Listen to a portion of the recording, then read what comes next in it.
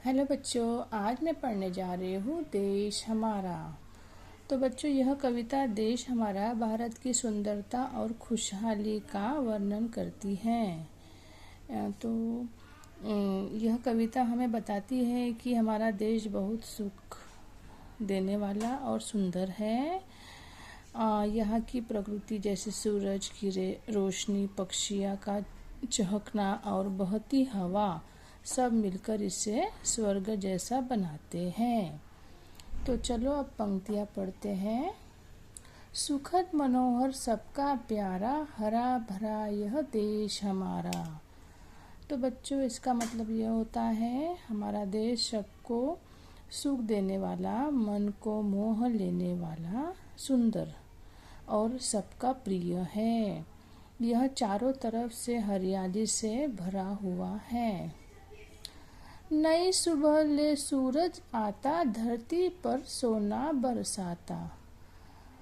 खग कुल गीत खुशी के गाता, बहती सुख की अविरल धारा।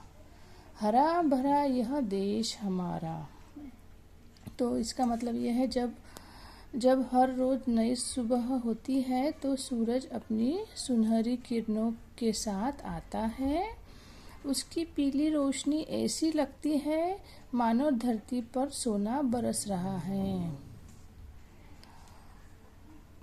और खग कुल गीत खुशी के गाता का मतलब होता है पक्षियों का समूह खुशी के गीत गाता है।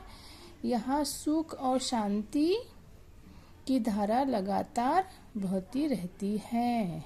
अब आगे पढ़ते हैं।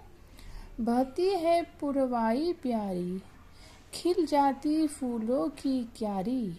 तितली बनती राज दुलारी, भ्रमर सिखाते भाईचारा। हरा भरा यह देश हमारा।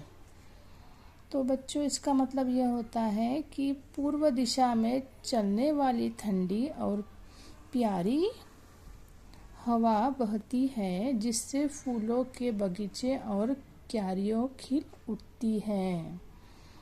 और तितली बनती राजदुलारी, भ्रमर सिखाते भाईचारा।